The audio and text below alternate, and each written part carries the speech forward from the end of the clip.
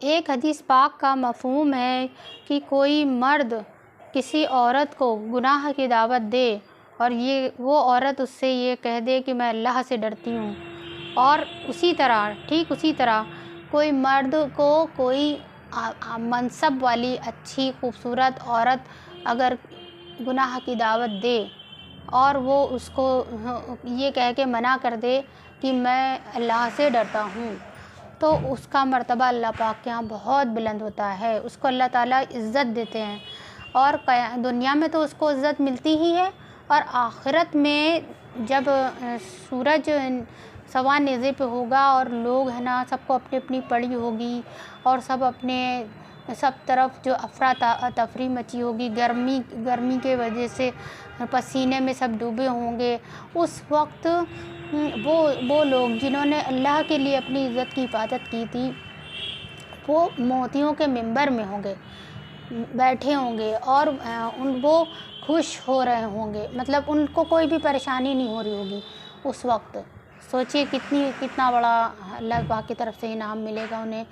تو اس ویڈیو کو چلیے شروع کرتے ہیں، آپ دیکھتے ہیں کہ اس میں بھی اس طرح کا مضمون دکھایا گیا ہے، تو آپ دیکھیے، چلیے شروع کرتے ہیں ویڈیو۔ وہ عورت روز اس نوجوان کو دیکھتی، لیکن وہ بغیر اس کی طرف دیکھے سر جھکا کر اس کی گلی سے گزر جاتا۔ دیکھنے میں وہ کسی مدرسے کا طالب علم لگتا تھا، لیکن اتنا خوبصورت تھا کہ وہ دیکھتے ہی اسے اپنا دل دے بیٹھی، اور اب چاہتی تھی کہ وہ کسی طرح اس پر نظر التفات فرمائے۔ لیکن وہ اپنی مستی میں مگن، سر جھکائے زیر لب کچھ پڑھتا ہوا روزانہ ایک مخصوص وقت پر وہاں سے گزرتا اور کبھی آنکھ اٹھا کر بھی نہ دیکھتا۔ اس عورت کو اب ضد سی ہو گئی تھی۔ وہ حیران تھی کہ کوئی ایسا نوجوان بھی ہو سکتا ہے جو اس کی طرف نہ دیکھے، اور اسے ایسا سوچنے کا حق بھی تھا۔ وہ اپنے علاقے کی سب سے امیر اور خوبصورت عورت تھی، خوبصورت اتنی کہ جب وہ باہر نکلتی تو لوگ اسے بے اختیار دیکھنے پر مجبور ہو جاتے۔ اسے حیرت تھی کہ جس کی خوبصورتی کو دیکھنے کے لیے لوگ ترستے ہیں، وہ خود کسی کو پسند کرے اور وہ مائل نہ ہو، اس کی طرف دیکھنا گوارا نہ کرے۔ اپنی انا کی شکست اور خوبصورتی کی توہین پر وہ پاگل ہو گئی اور کوئی ایسا منصوبہ سوچنے لگی جس سے وہ اس نوجوان کو حاصل کر سکے اور اس کا غرور توڑ سکے۔ آخر کار شیطان نے اسے ایک ایسا طریقہ سمجھا دیا جس میں پھنس کر وہ نوجوان اس کی بات مانے بنا رہ ہی نہیں سکتا تھا۔ اگلے دن جب وہ نوجوان اس گلی سے گزر رہا تھا تو ایک عورت اس کے قریب آئی اور کہنے لگی، بیٹا میری مالکن تمہیں بلا رہی ہے۔ نوجوان نے کہا کہ اماں جی، آپ کی مالکن کو مجھ سے کیا کام ہے؟ اس عورت نے کہا کہ بیٹا، اس نے تم سے کوئی مسئلہ پوچھنا ہے، وہ مجبور ہے، خود باہر نہیں آ سکتی۔ نوجوان اس عورت کے ساتھ چلا گیا۔ اس کے وہم و گمان میں بھی نہیں تھا کہ جو عورت اسے بلا رہی ہے اس کا منصوبہ کیا ہے، وہ کیا چاہتی ہے۔ وہ تو اپنی فطرتی سادہ دلی کی وجہ سے اس کی مدد کرنے کے لیے چلا گیا۔ اس کے ذہن میں تھا کہ شاید کوئی بوڑھی عورت ہے جو اپنی کسی معذوری کی وجہ سے باہر آنے سے قاصر ہے۔ نوکرانی نے اسے ایک کمرے میں بٹھایا اور انتظار کرنے کا کہہ کر چلی گئی۔ تھوڑی دیر بعد کمرے میں وہی عورت داخل ہوئی۔ نوجوان نے بے اختیار اپنی نظریں جھکا لیں کیونکہ اندر آنے والی عورت بہت خوبصورت تھی۔ نوجوان نے پوچھا، جی بیوی، آپ نے کون سا مسئلہ پوچھنا ہے؟ عورت کے چہرے پر ایک شیطانی مسکراہٹ آ گئی۔ اس نے اپنے دل کا حال کھول کر رکھ دیا اور کہا کہ میری سب سے بڑی خواہش یہ ہے کہ میں ایک دفعہ تمہیں حاصل کر لوں۔ نوجوان یہ بات سن کر کانپ گیا اور کہنے لگا کہ اللہ کی بندی، اللہ سے ڈرو، کیوں گناہ کی طرف مائل ہو رہی ہو؟ اس نے عورت کو بہت سمجھایا لیکن عورت پر تو شیطان سوار تھا۔ اس نے کہا کہ یا تو تم میری خواہش پوری کرو گے یا پھر میں شور مچاؤں گی کہ تم نے زبردستی میرے گھر میں داخل ہونے کی کوشش کی اور میری عزت پر حملہ کیا۔ نوجوان یہ بات سن کر بہت پریشان ہوا۔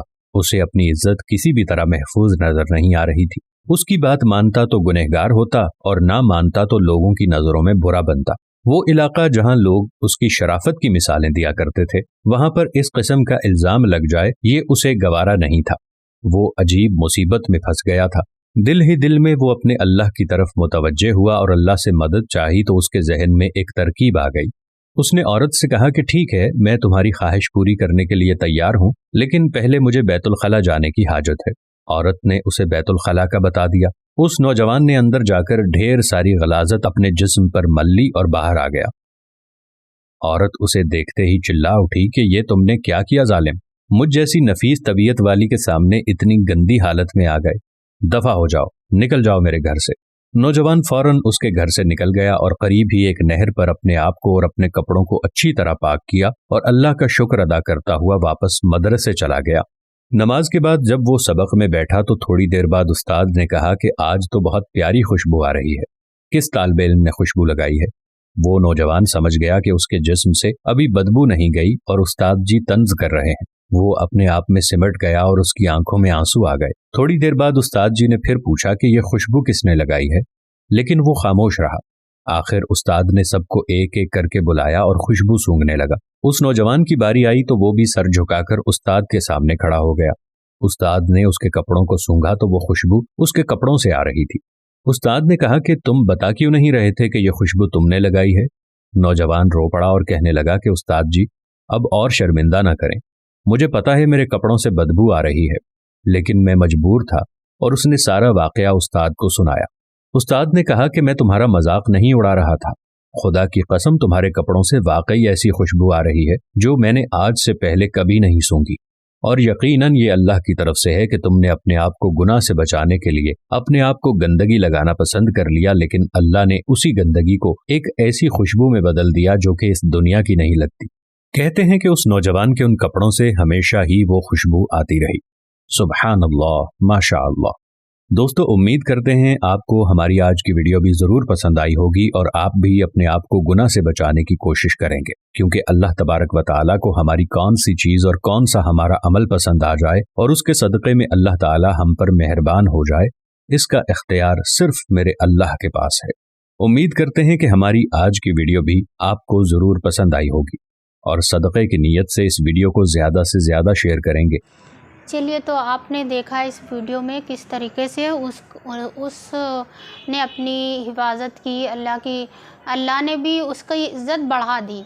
तो ये देखा गया है कि ये आज़माया हुआ बहुत ही आज़माया हुआ ये वाक़या होता है कि अगर किसी ने भी अपनी अल्लाह की रज़ा के लिए अपनी नफ्स को कुचल दिया और उस पे गुनाह को छोड़ दिया और गुनाह के लिए मना कर दिया, इनकार कर दिया, तो वो अल्लाह पाक को इतना पसंद आता है वो शख्स कि उसकी अल्लाह ताला उसको बहुत इज़्ज़त से नवाजते हैं। दुनिया में भी इज़्ज़त मिलती है उसको और आखिरत में भी।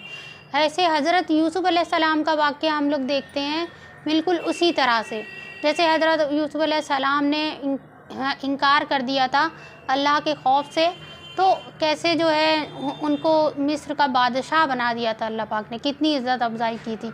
तो ये सब चीज़ों को हम सबको ये सोचना है कि हम इन सब चीज़ों को मुसलमान कैसे जीता है। मुसलमान एक तरह से इबरत की निगाह से ज़िंदगी गुजारता है, मतलब हर चीज़ से इबरत हासिल करना चाहिए हम सबको इस वीडियो से सीखना चाहिए और इसको ज़्यादा से ज़्यादा शेयर करना चाहिए ताकि जो है लोगों को पता चले कि अल्लाह पाक के लिए अगर कोई अपनी सबसे प्यारी चीज़ कुर्बान करता है या उसकी पसंदीदा चीज़ को कुर्बान कर देता है तो अल्लाह पाक भी उसको बहुत बड़ा बदला देते हैं।